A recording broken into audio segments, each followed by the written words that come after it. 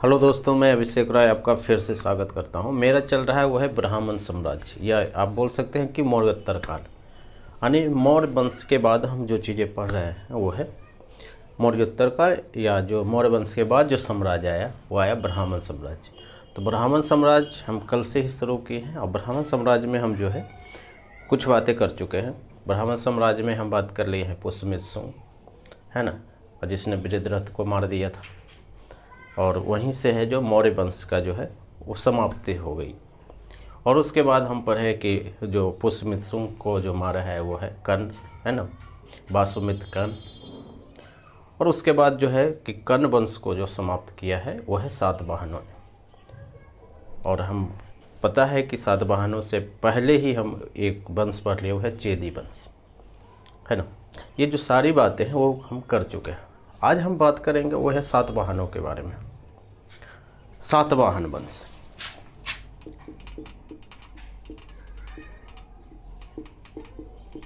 सातवाहन वंश, और ये है ब्राह्मण साम्राज्य में ये चौथा वंश है, या ये बोले कि तीसरा वंश ही है ना, क्योंकि सातवाहन के बाद पढ़ना रहता है चेदी वंश। लेकिन हम क्या किए कि पहले पढ़ लिए, क्योंकि वो छोटा सा टॉपिक था इसलिए, और कोई कारण नहीं। लेकिन आपको ध्यान रखना है कि पुष्यमित्र शुंग, शुंग वंश, कर्ण वंश, फिर सातवाहन वंश, उसके बाद चेदी वंश। क्लियर। तो आज हम पढ़ेंगे वो है सातवाहन वंश। और सवाल तो ये उठता है कि सातवाहन ये कहाँ से टपक गया, है ना, क्योंकि अगर आपको ये बेसिक नहीं पता होगा कि सातवाहनों ने कहाँ से आया, अभी तक सातवाहनों का जिक्र कहीं पे हुआ नहीं है, पहली बार हो रहा है। तो हम पहले ही पढ़े हैं कि जो मौर्य साम्राज्य जब कमज़ोर हुआ तो वहाँ से क्या हुआ कि अलग अलग जो राजा हैं वो स्वतंत्र होने लगा, है ना, अलग अलग देश स्वतंत्र होने लगा। जैसे नहीं होता है कि 1947 के बाद जो है ब्रिटिश जो कॉलोनियल जहाँ से है वो देश जो है मोस्टली क्या हुआ, इंडिपेंडेंट हो गया, स्वतंत्र हो गया। उसी में भारत, चाइना, ये सब जो लोग हैं, ये सब जो देश है वो सब भी स्वतंत्र हुआ। क्लियर। उसी टाइप से जब एक बड़े साम्राज्य का खात्मा होता है और एक बड़े साम्राज्य की ख़त्म हो जाता है ना, तो इसी में से क्या होता है कि जो क्षेत्र है उसमें से स्वतंत्र होना शुरू हो गया, है ना। तो आपको पता है कि एक आपका एक पर्वत है, वो कौन सा पर्वत है, वो है विंध्य पर्वत, है ना, विंध्य पर्वत। और विंध्य पर्वत का विस्तार है वो कहाँ से है, वो है गुजरात से लेकर बिहार तक है। और बिहार में हम इसी को बोलते हैं कैमूर का पठार, या इसको हम बोलते हैं विंध्यन का पठार, या विंध्यन पर्वत भी बोल सकते हैं। ये बात आपको पता होना चाहिए कि ये जो विंध्य पर्वत है इसका विस्तार कहाँ से है, गुजरात से लेकर बिहार तक, है ना। अब ये जो विंध्यन पर्वत है, आपको अगर समझ में नहीं आ रहा है तो आप गूगल कर लीजिएगा, ताकि आपको क्लियर समझ में आ जाए कि हम बात कहाँ का कर रहे हैं। आपको ये भी ध्यान होना चाहिए कि मगध का जो साम्राज्य है ये कर्नाटका नीचे था, है ना, ऊपर जम्मू कश्मीर, हालांकि इससे हमको अभी मतलब नहीं है, और ये गुजरात है, और इधर था बंगाल। ये था मगध साम्राज्य का क्षेत्र। और सातवाहनों भी इसी से अलग हुआ है, मगध से ही अलग हुआ है। जब मगध की सत्ता कमज़ोर हुई तो जैसे शुंग वंश में आया, ब्राह्मण साम्राज्य, कर्ण वंश आया, ये सारे चीज़ें हैं वो यहीं से निकल के आया, क्योंकि हम ब्राह्मण साम्राज्य में ही सातवाहनों के बारे में पढ़ रहे हैं, है ना। तो हम ये कहना चाह रहे हैं कि जो ये जो विंध्यान के ऊपर वाला साइड है, यानी उत्तर साइड, उत्तर, और ये जो नीचे वाला है साउथ, साउथ का मतलब साउथ इंडिया नहीं, विंध्यान के नीचे वाला जो पार्ट है। आप देखेंगे कि विंध्यान के नीचे वाला कौन कौन सा स्टेट आता है, एमपी का कुछ पार्ट आता है ना, महाराष्ट्र का कुछ पार्ट आता है, ये सब चीज़ें आता है। तो ये जो साउथ वाला पार्ट है खासकर कहाँ तक, कर्नाटक तक, है ना। और इसी में इस वंश का स्थापना हुआ है, वो है सातवाहन वंश। अब आपको दिमाग में ये बात आना चाहिए कि विंध्यान पर्वत के जो उत्तर वाला जो साइड है वो जैसे हम पढ़े सुंग वंश, सुंग, कन, ये जो दोनों वंश है, ये दोनों वंश है वो मगध से ही अलग हुआ है। लेकिन विंध्यान के जो ऊपर साइड में जो स्वतंत्र हुआ जो साम्राज्य वो हुआ सुंग और कन। लेकिन साउथ में जो अलग हुआ वो है सातवाहनों और चेदी। ठीक है, सेम वही बात है। ये लोग मगध से ही अलग हुआ, मगध की सत्ता कमजोर हुई और ये स्वतंत्र हुआ। यानी इसका क्या मतलब है? इसका मतलब ये है कि कर्नाटक से जो नीचे वाला जो पार्ट है यहाँ तक तो है, यानी विंध्यान से जो नीचे वाला पार्ट है वो तो है, लेकिन जहाँ पर नीचे जो हो जाता है वो हो जाता है साउथ इंडिया का इतिहास, इंडिया का हिस्ट्री। यानी इसका मतलब क्या हुआ कि जो सातवाहना है, सातवाहना क्या है? सातवाहना है कि उत्तर भारत का जो इतिहास है उत्तर, और ये जो दक्षिण का जो इतिहास है उसके बीच में है, मीडिएटर का काम कर रहा है। नहीं, ये चीज़ें तो आपको पता है ना। और इस दोनों में जो चीज़ें बनता है उसको हम बोलते हैं दक्कन का पठार। कौन सा पठार? दक्कन का पठार। और दक्कन का पठार मेन रूप से कहाँ आता है? वो आता है महाराष्ट्र में। यानी सातवाहना का जितना भी बात हम पढ़ेंगे वो महाराष्ट्र में ही पढ़ेंगे। क्लियर है? अगर हम सारी बातों को एक बात में निचोड़ निकालें तो इसका ये मतलब होता है कि जो मगध की सत्ता जब कमज़ोर हुई, यानी मौर्य वंश का जो समाप्त हुआ, तो वहाँ से क्या हुआ कि धीरे धीरे जिसको जो मगध में मिलाया था अलग अलग राजाओं ने, है ना, वो क्या हुआ, स्वतंत्र होना शुरू हो गया। और स्वतंत्र के उपरांत में जो उत्तर भारत में है, यानी उत्तर भारत का मतलब ये होता है कि विंध्यान पर्वत से जो उत्तर वाला जो पार्ट है वो है सुंग वंश और कन वंश वहाँ आया। और जो साउथ में पार्ट है विंध्यान के जस्ट नीचे वाला है वहाँ पे चेदी और सातवाहन आया, है ना, ये चीज़ें हैं। और इसीलिए हम चेदी तो पढ़ चुके हैं, अब हम पढ़ेंगे सातवाहन वंश के बारे में। क्लियर है? ठीक है। और ये जो हम पढ़ रहे हैं वो है ब्राह्मण साम्राज्य में, नहीं, उसी के हिसाब से सोचना है।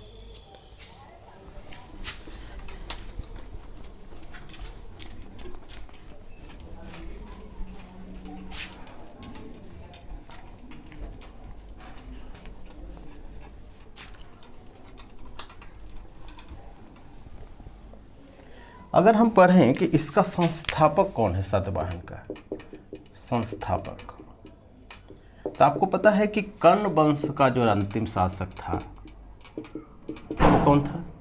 सुशर्मा। सुशर्मा। और सुशर्मा की हत्या कर देता है वो सातवाहनों ने। और सातवाहन में कौन सा राजा जिसका नाम है सिमुक, सिमुक हत्या कर देता है किसकी? इसकी, सुशर्मा की। और यही क्या है, यहीं से क्या है, सातवाहनों वंश के क्या होता है, स्थापना हो जाता है। ये चीज़ें हैं। यानी हम पढ़ेंगे कि जो सातवाहन वंश का जो संस्थापक है वो कौन है, वो सिमुक है ना।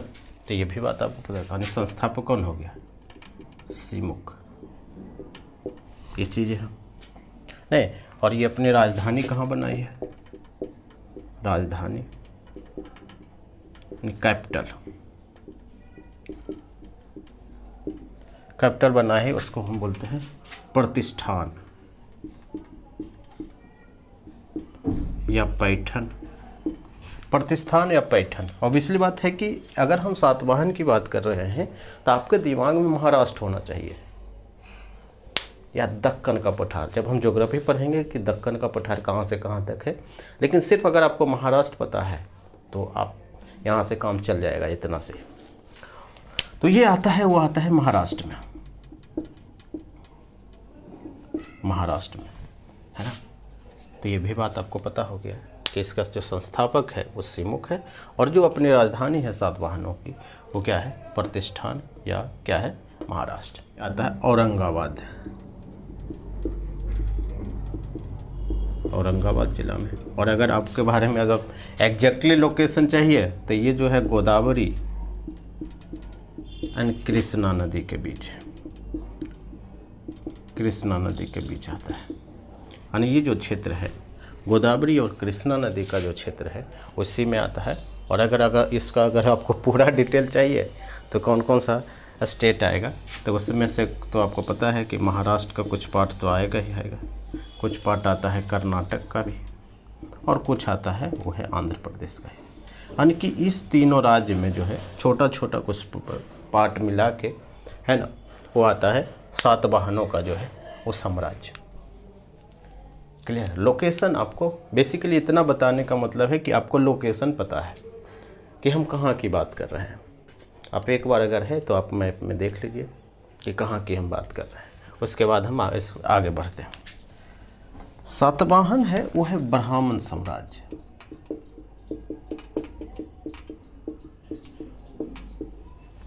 और ब्राह्मणों साम्राज्य का जो सबसे महत्वपूर्ण चीज़ ये है कि उसका जितना भी ग्रंथ है वो संस्कृत में है ना, संस्कृत को मानता है। तो अगर ब्राह्मण साम्राज्य में सातवाहन भी है तो इसका भी जो भी ग्रंथ होगा, जो भाषा है, राजकीय भाषा है ना, तो वो क्या होना चाहिए, संस्कृत होना चाहिए। लेकिन नहीं, इसका जो भाषा है, राजकीय भाषा है, वो संस्कृत नहीं है। तो ये चीज़ें आपको ध्यान रखना, इसलिए सवाल भी पूछ लेता है। क्लियर। क्योंकि यहाँ से सवाल थोड़ा सा फंसता है। तो इसका जो राजकीय भाषा है वो क्या है, वो है प्राकृत और ब्राह्मी लिपि, वही अशोक वाला ही, शायद ये अशोक वाला ही लेके चल रहा है ना। आप समझ रहे हैं कि मौर्य का प्रभाव है, कि मौर्य में हम जितना भी बातें लिख पढ़े हैं कि जो भाषा है वो क्या है, प्राकृत भाषा है, और जो लिपि है ज़्यादातर वो क्या है, ब्राह्मी लिपि है। तो इसलिए हम पहले ही बताएं कि मौर्य का प्रभाव जो है वो पड़ता रहेगा सब जगह, पूरा एंशिएंट हिस्ट्री में। तो ये चीज़ें हैं प्राकृत और ब्राह्मी लिपि। ठीक है। अब इसमें से हम पढ़ेंगे वो है जानकारी का स्रोत, यानी सातवाहनों के बारे में हमें जानकारी कहाँ से मिलती है। हम पहले भी यही रूल अपनाए है ना।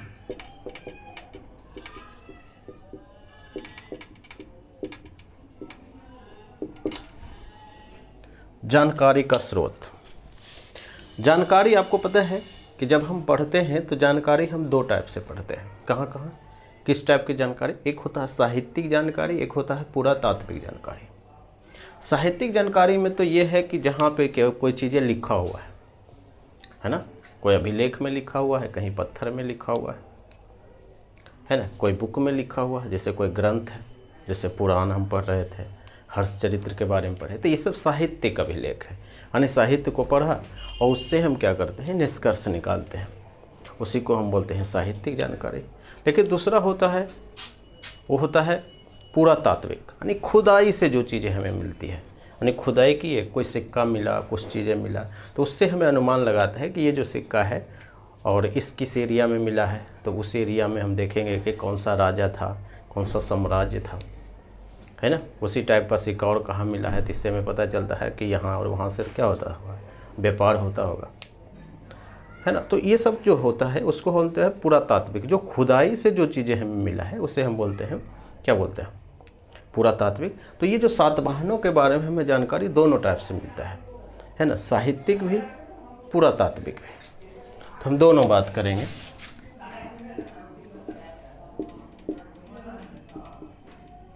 साहित्यिक, पुरातात्विक, है ना। साहित्यिक में हम जो बात करेंगे वो बात करेंगे अभिलेख के बारे में, कोई कहीं पे कुछ लिखा हुआ है, अभिलेख। और इसमें जो सबसे महत्वपूर्ण अभिलेख है वो है नाना घाट का अभिलेख। ये बहुत फेमस है।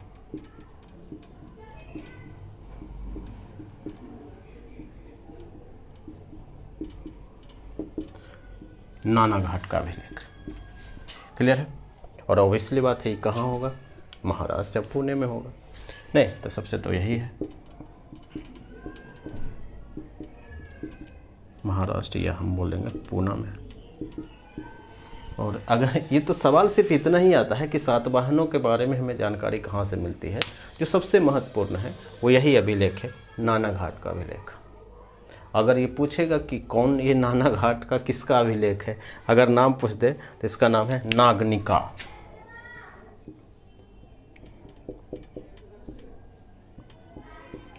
यानी नागनिका का नानाघाट का अभिलेख।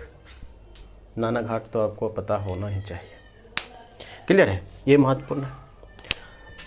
अगर हम साहित्यिक में बात करेंगे तो सबसे महत्वपूर्ण है वो है सिक्का। सातवाहनों का सिक्का से भी सवाल आता है। हम क्या बात कर रहे हैं कि जैसे अगर अभी सिक्के के बारे में बात करेंगे तो 1 रुपये का सिक्का है, 2 रुपये का सिक्का है, 5 रुपये का सिक्का है ना। क्या होता है कि यहाँ पे वो क्या किया है कि जो क्वालिटी है सिक्के का सबका सेम है, खाली मूल्य में चेंज कर दिया है। यही है ना, 10 रुपये का सिक्का है, क्वालिटी में आप देखेंगे कि लगभग चीज़ें सेम होता है, कोई ज़्यादा अंतर नहीं। लेकिन उस समय क्या होता था कि अलग अलग टाइप का सिक्का, उससे क्लियर हो जाता था कि आपके पास किस मूल्य का सिक्का है। कि जैसे अगर सोने का सिक्का है तो ज़्यादा महंगा होगा, चांदी का है तो ज़्यादा होगा, फिर तांबे का, सीसा का, है ना। तो इस टाइप से सिक्का होता था मूल्य के अनुसार, क्वालिटी के अनुसार। अभी क्या होता है, मूल्य के अनुसार। क्योंकि 1 रुपये के सिक्के में भी अभी क्या है, वही क्वालिटी है, 2 रुपये का सिक्का में भी वही क्वालिटी है, 5 रुपये में भी वही है। अंतर क्या है, सिर्फ उस पर मूल्य चढ़ा हुआ है। वहाँ पे उस समय ऐसा नहीं था। उस समय सिर्फ इससे क्लियर होता था कि कौन सा क्वालिटी का सिक्का है। अगर सोने का है तो वो ज़्यादा महंगा हो जाएगा, है ना, इस टाइप से। तो यहाँ पे जो सिक्का है, उस सिक्का में 3-4 टाइप का सिक्का है। वो है चांदी, तांबा का सिक्का है ना। और अगर कभी कभी क्या होता है, दोनों को मिला के भी, और तांबा और चांदी के सिक्कों को अगर मिला देते हैं तो इसी को बोलता था करसापन। करसापन सिक्का, है ना। तो ये भी आपको पता होना चाहिए कि चांदी और तांबा को मिला के कौन सा सिक्का, करसापन, है ना। आगे हम पढ़ेंगे तो इसमें से सीसा का सिक्का होता था, और एक होता है पोटीन। पोटीन में क्या था, पोटीन सिक्का में कि ये जो सारा धातु है उसको मिला के एक अलग से मिश्र धातु का सिक्का बनाता था, है ना। तो ये भी सवाल आता है। तो ये जो पोटीन है, वो पोटीन में कौन कौन सा चीज़ मिला हुआ था, उसमें मिला हुआ था तांबा, सीसा, जिंक, है ना, और एक है टीन, है ना। यानी इस सब को सिक्के को क्या बोला जाता था, पोटीन सिक्का। सबसे महत्वपूर्ण इसमें ये चीज़ें है कि यहाँ सवाल ये पूछा था अभी बीपीएससी में कि जो वो कौन सा साम्राज्य है जहाँ पे सीसा का सिक्का चलाया गया था, तो वो है सातवाहन, है ना। ये चीज़ें है, और ये आपको ध्यान होना चाहिए कि चांदी और तांबा मिला के कौन सा करसापन जो सिक्का है वो बनाया जाता था। अब जो सिक्का होता है उसका यही मतलब है कि हम यही बात कर रहे हैं कि अगर ये सिक्का जो है सातवाहनों से छोड़ के, और अगर मगध में यही सिक्का अगर मिल जाता है, इसी टाइप का सिक्का, तो हम क्या समझेंगे कि मगध में कुछ संबंध है, व्यापार होता होगा, नहीं, पैसे का लेन देन है। या हम ये समझेंगे कि हो सकता है कि उसका जो क्षेत्र विस्तार है वहाँ तक हुआ हो, है ना, प्रभाव, इफेक्ट, यही तो होता है ना। तो पहला फ़ायदा इसमें क्या होता है कि सिक्का से हमें ये पता चलता है कि एक तो है राज्य विस्तार, और दूसरा है क्या, व्यापार, ट्रेड, है ना। तो ये भी होता होगा।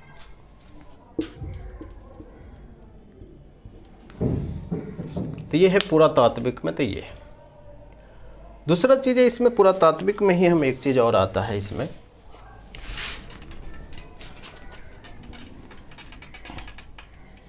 कि जो ब्राह्मण साम्राज्य के जो लोग हैं, है ना, तो इसमें से ऐसा नहीं है कि सिर्फ जो अदर जो धर्म है, जैसे बौद्ध धर्म, जैन धर्म, उसको परेशान किया है, उसको मारा है, उसको पीटा है। जैसे हम पढ़े कि पुष्यमित्र शुंग के टाइम में क्या हुआ है कि वो सारा जो स्तूप है वो सबको तोड़ दिया है। हालांकि एक बहुत का स्तूप वो बनवाया है, हो सकता है उसी को मैनेज करने के लिए किया हो, नहीं खुश करने के लिए अदर धर्म के लोगों को। तो राजा ऐसा पैतरा अपनाता है। लेकिन यहाँ सातवाहनों में भी हम देखते हैं कि जो ब्राह्मण साम्राज्य का जो प्रभाव है वो तो ज़्यादा है ही, क्योंकि ये लोग जितने भी राजा हैं वो ब्राह्मण धर्म से हैं। लेकिन ऐसा ये बात नहीं है कि जो बौद्ध है धर्म और जैन धर्म को क्या किया है, इग्नोर किया, नहीं। ये जो है एक पंथ निरपेक्ष है, यानी सबको है इसमें मानने का अधिकार है। कोई भी आदमी कुछ भी धर्म मान सकता है ना। तो यहाँ पर हम ये भी देखते हैं कि स्तूप का भी निर्माण हुआ है, चैत्य का भी निर्माण हुआ है जो बौद्ध धर्म से रिलेट है ना। तो यहाँ पर हम पढ़ेंगे स्मारक, है ना। तो कुछ चैत्य का है, एक कार्ले चैत्य, कार्ले चैत्य, अजंता एंड एलोरा की जो गुफा है उसका भी निर्माण हुआ है ना। तो ये महत्वपूर्ण है, यानी जो पुरातात्विक है, पुरातात्विक में क्या हुआ, हम ये दोनों के बारे में पढ़े नहीं। हम इस पर और बात करेंगे कि आगे क्या क्या चीज़ें होना चाहिए, कैसे पढ़ना चाहिए, हम बात करेंगे, ऐसा नहीं है। तो ये जानकारी का स्रोत हमने पढ़ लिया, एक नाना घाट का अभिलेख, दूसरा है सिक्का और एक है स्मारक जिसमें कार्ले चैत्य। और ये जैसा कि हम आपको बता रहे हैं कि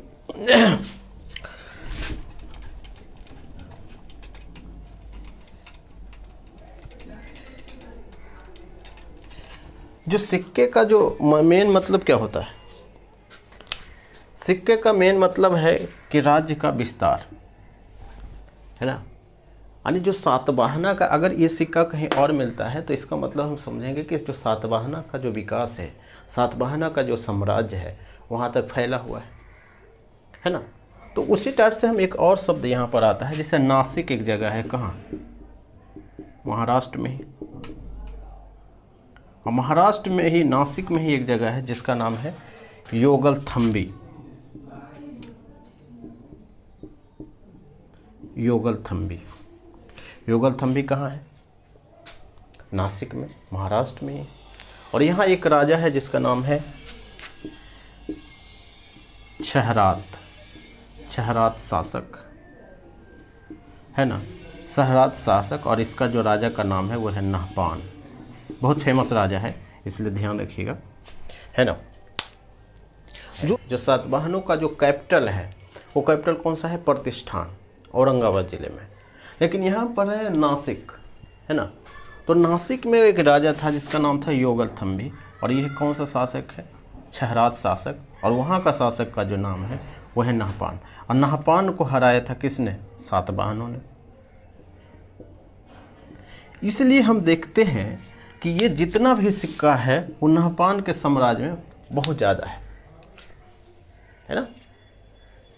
नहपान का जो राज्य है, जो नासिक में सबसे ज़्यादा जो सिक्का है वो यहाँ देखा गया है ना। इससे पता चलता है कि जो नहपान को हराया था किसने, सातवाहनों ने। यहाँ पे जो सिक्का मिला है वो जो सिक्का है, क्योंकि सबसे ज़्यादा सिक्का यहाँ, और यहाँ पे जो सिक्का मिला है उस पर किस पर का फिगर है, जलपोत का। और जलपोत का मतलब क्या है, पानी के जहाज का, समुद्र का जहाज। और समुद्र का जहाज का मतलब ये होता है कि यहाँ पे जो समुद्र है पर कंट्रोल काफ़ी महत्वपूर्ण है ना। इसका यही मतलब होता है कि समुद्र पर कंट्रोल, और समुद्र पर कंट्रोल का मतलब ये होता है कि जितने भी लोग, अदर लोग जब व्यापार करेंगे सातवाहनों के अलावा, फिर इसको सातवाहनों क्या देना होगा, चुंगी देना होगा, टैक्स देना होगा, है ना। आगे हम आधुनिक भारत में भी पढ़ेंगे ब्लू वाटर पॉलिसी, है ना, पुर्तगाल ने जब शुरू किया है, उसमें क्या होता था कि पूरा कंट्रोल था उनका किस पर, समुद्र पर। और जो अदर लोग थे उनको क्या देना पड़ता था, चुंगी देना पड़ता था, है ना। तो ये चीज़ें जो है वो यहाँ पे जलपोत का जो चिन्ह है ना, ये फिगर है, इस पर जो सिक्का है इस पर क्या है, बनाया हुआ है जलपोत का चित्र, ये चीज़ है। अब कुछ विदेशी विवरण भी है, उससे आपको पता चल जाएगा। अब जानकारी हम एक चीज़ और इसमें पढ़ते हैं, विदेशी विवरण।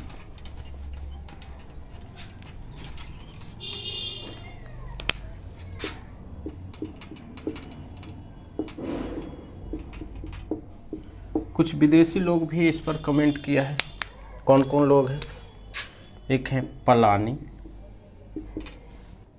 टॉलमी और है पेरिप्लस। यानी इन्होंने क्या किया है कि जो इसका जो महत्वपूर्ण जो व्यापारिक केंद्र है, व्यापारिक केंद्र का मतलब कहाँ था? यहाँ हुआ गुजरात। गुजरात में कहाँ है? भरूच। यानी भरूच पहले से भी बंदरगाह था, है ना। यहाँ पर ये सब ने जाके देखा है, और जाके देखने का मतलब क्या हुआ कि व्यापार के बारे में, विदेशी व्यापार के बारे में, कहाँ से व्यापार होता था सातवाहनों को, इसके बारे में ये जानकारी देता है। नहीं तो ये चीज़ है, तो इससे ये पता चलता है विदेशी व्यापार, ये चीज़ें है ना। तो आज हम इतना ही रखते हैं, है ना। आगे हम पढ़ेंगे इसके बाद जो महत्वपूर्ण चीज़ें हैं, है ना। Thank you.